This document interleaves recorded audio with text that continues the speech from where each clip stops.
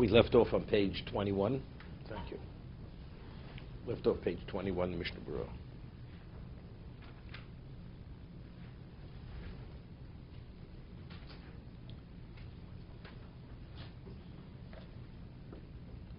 We did the Mechaber.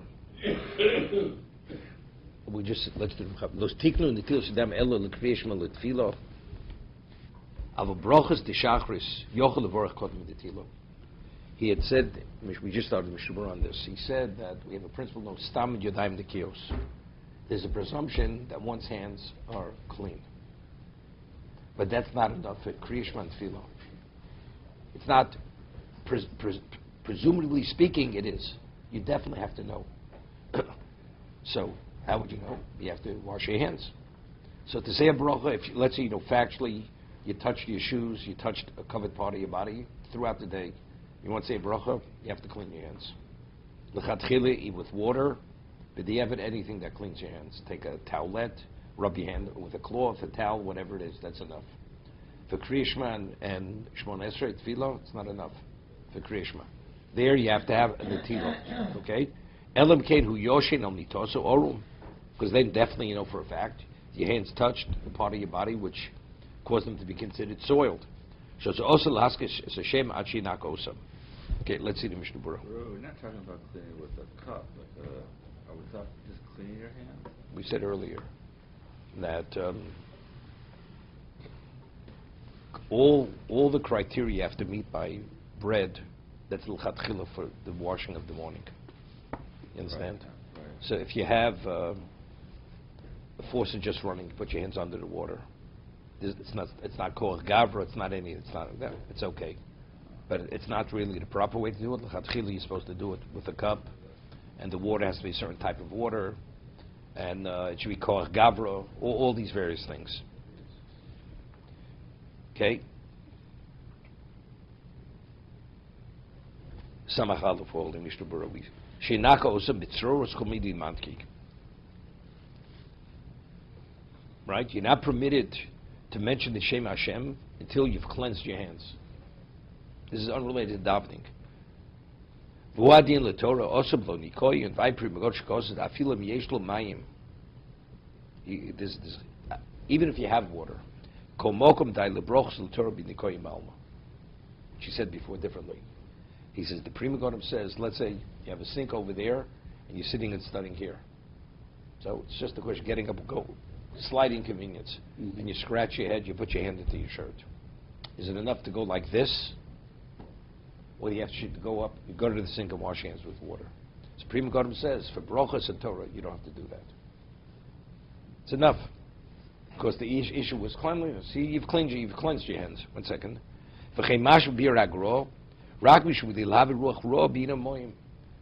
You only have to come onto water if you want to remove the contaminated spirit. That you need water. Nothing else is going to remove it. Mm-hmm. But otherwise, the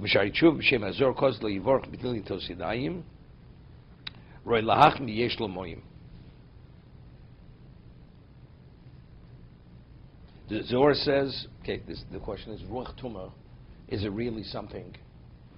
Let's say a person knows he has Ruach Tumah, and he wants to say a bracha, and he has water.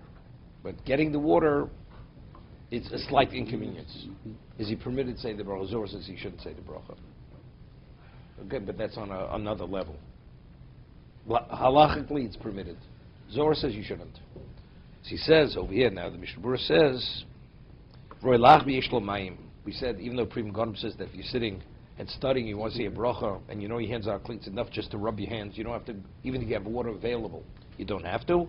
But he says it's proper and it's beneficial to be machmir. That you get up, you go wash your hands. What if you're listening to let's say you're working and doing something, and you're listening to a Torah tape? Can you be doing that without? Yes, you could.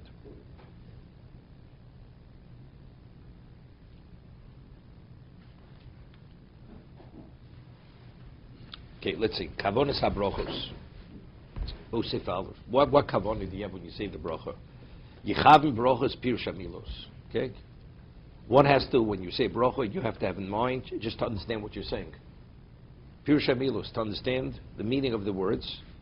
Now, this is important. Kishiyasker Hashem Yechavim pirish krioso ba'adnus shu odon hakol. Now, we have Yudke Vavke. We don't pronounce it based according to its spelling, right? The pronunciation of Yudke Vavke is if it's written Aleph Dal Nun Yud. That's the way we pronounce it. Adni. So Adni means Odom means master. Yudke Vavke. What does it connote? Hoyehoviyah. God is infinite. That's what it. So when you say Adni, when you say a bracha, the spelling is Yudke Vavke. You say Shema Yisrael Hashem Elokeinu. Hashem is Yudke Vavke. When you say Yudke Vavke, what do you have in mind? So definitely, the pronunciation is Odon. Hashem is the master. You are the master.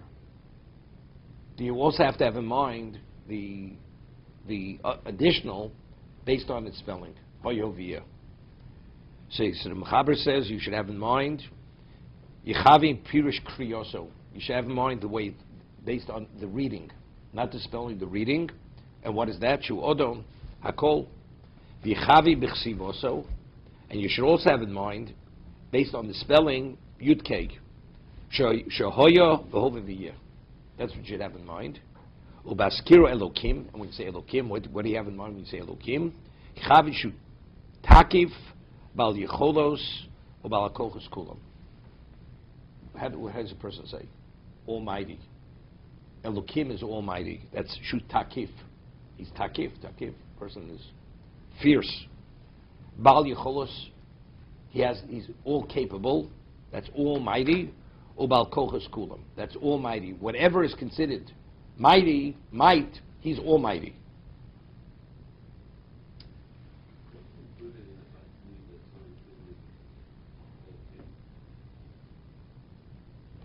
Two different things. You could be the master. Yeah, the master is the almighty. He's not almighty.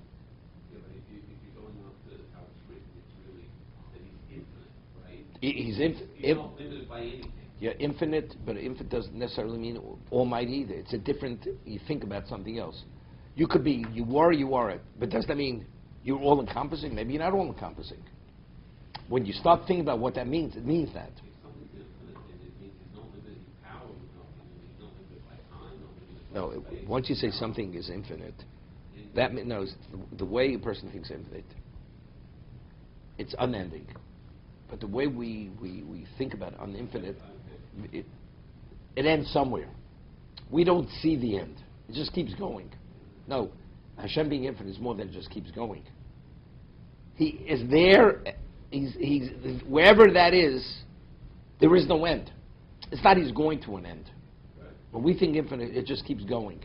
It's not keeps going. It's all simultaneous.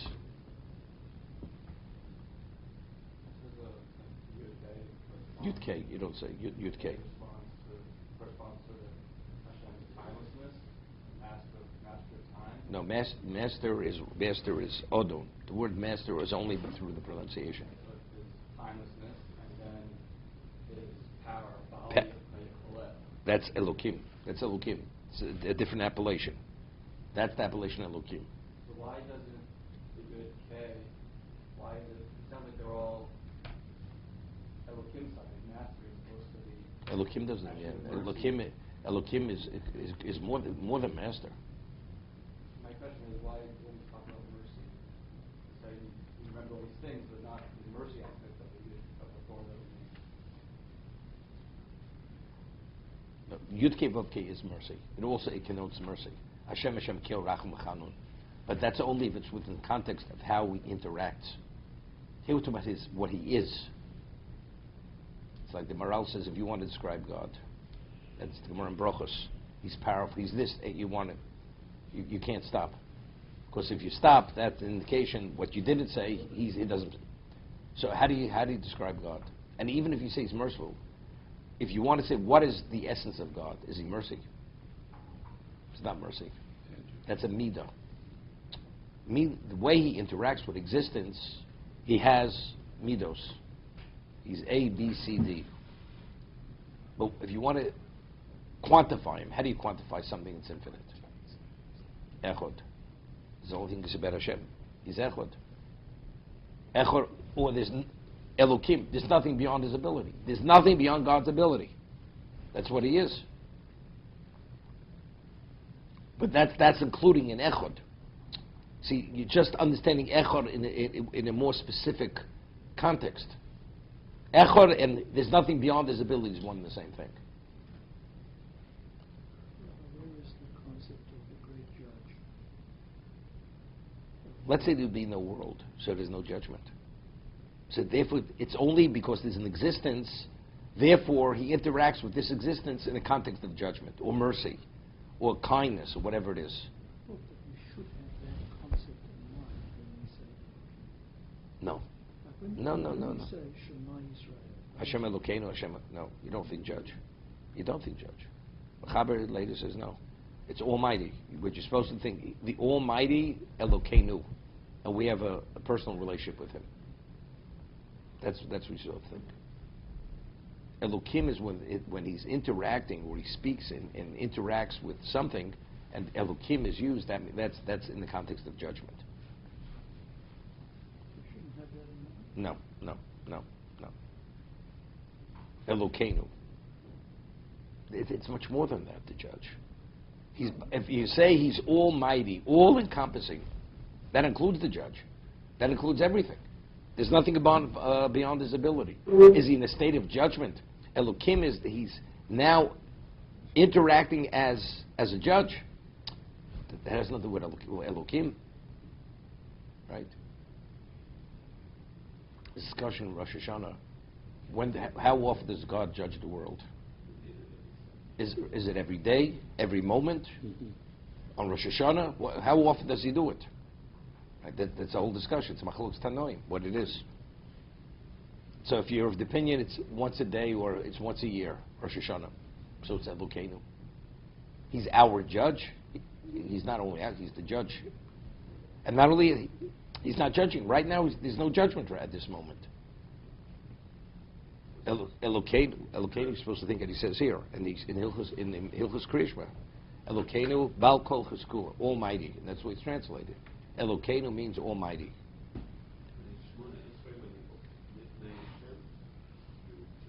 Hashem Sosai which one? Hashem means His master. So, Baruch Ato Hashem. You think, no, say, there was talking about Baruch. Hashem, Adni, you're supposed to think Adni, you're supposed to think Hoyoviyah, but we'll see. In Kriya Shema, you're supposed to think Hoyoviyah. Or when you normally say Baruch, Adni is sufficient. It means master. Baruch Ato Hashem, Adni. You are the master. No. If you add that, it brings it to another level. There's the Seid V'Shesh Avoda has based on the Zohar that if you initially make a statement, like we make a disclaimer, we do Hataras Nedarim afterwards, that if we should make a vow in the future, it should be null and void, and it should never have any value, right? To preempt the problem in the future. You can make a statement, it's printed in some Sidurim, you say a tefillah that whenever I should mention the Shem Hashem, my mind is what I'm saying now. You are the master, you're infinite, so on and so forth. So even though you don't think all the additional, you only think master, you don't think Hoyviyah, it's equivalent of saying that. Because you've already said it. Let's see the Mishna Berura. Pirush HaMilos.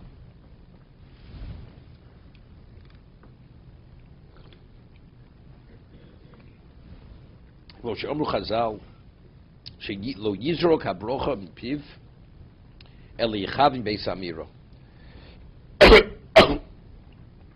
You shouldn't just cast the bracha out of your mouth without thinking. Like, people, they speak before they think. Right, Howard? Many people do. They speak before they think. So you should not just say the bracha without focusing on the words. Also, vivorech benachas. You should say it slowly. When you wash your hands,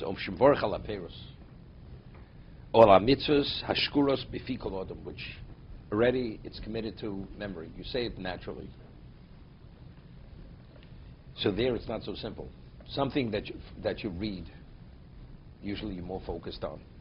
Something you say from memory, and you say it continuously, Very often it just comes, it's by rote, it just comes, it's almost like a reflex.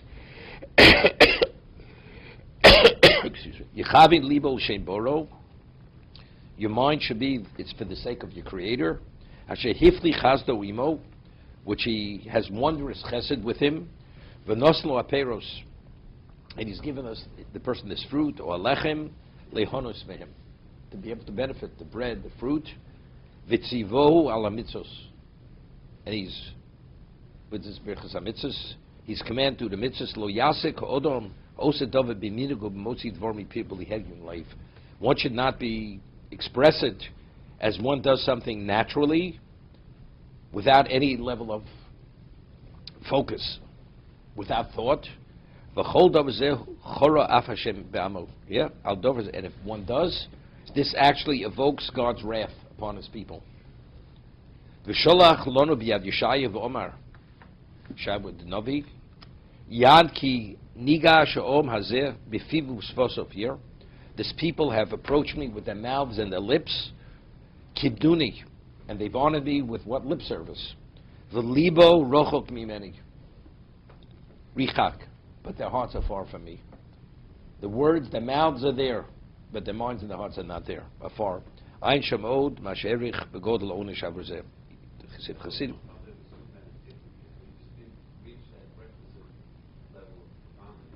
He's just saying, whenever you say bracha, that's what you have to have in mind. Who's bringing the proof? No, he's telling that's exactly why you have to. If you don't, it evokes God's wrath. It's something very serious. I was once by the, I know Rabbi knows him, I was by the Tosha Rebbe Zechayim Levrocha, Zev Tzaddik Levrocha, and I was there a number of times. And when he was past maybe 10 years of his life, everything was liquid. He only drank. He didn't eat food. He wasn't able to eat food. So he put vitamins in the water, whatever it was. Everything was liquefied. It wasn't even puree. He just drank everything. So I was there, and he had to say a shakel. So he gave him a glass, or it was a mug, and he said the Shem Hashem. It says Baruch Atah Hashem, and we said the name of Hashem. He started to tremble. He said Hashem Hashem. Just telling you. And it wasn't putting on an act over there. Started to tremble. Say Yud Kei Vah, Master Yud Kei Vah, infinite. God's infinite. Okay, Elokeinu, Almighty. So started to tremble. Okay, let's see the Chosel levels. It's okay to say,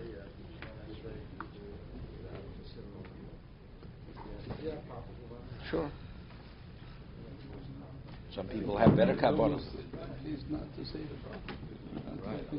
So, should you not say it if you lose concentration, or your mind's not there? Is it better not to say the? But then you're not permitted to eat. I'm thinking more like tefillah. I mean, what happens? So you force yourself. So they're doing the wrong thing. Should you pause until you get? Yeah, definitely. Until you get control. We're not talking about you have to think too much. No, We're not talking about bikava. Your head's going all over. When you speak, you speak to somebody, Right. Do you understand what you're saying? I say, are you going somewhere? I said, when you say those words, what those Right. words, are you going somewhere? You know what you're saying. Right. So why would you say, Baruch Atah Hashem, blessed art thou God? Well, let's see, we just say that. You'd say it in English, you don't understand what it means. But when you say it in Hebrew, because you say it so often, you don't think what the words mean. Right? If you can't, maybe it's better to say it in another language, in a language that you're going to know what you're saying, because it's your language. It's just a matter of focus. It's a matter. That's all it is. Right. 100%. Yeah, even if you're reading it all over and over again, it's the same thing. I mean, could you read a book? And not know what you're reading if you understand the language? You read the book, evidently you know what you're reading on the page.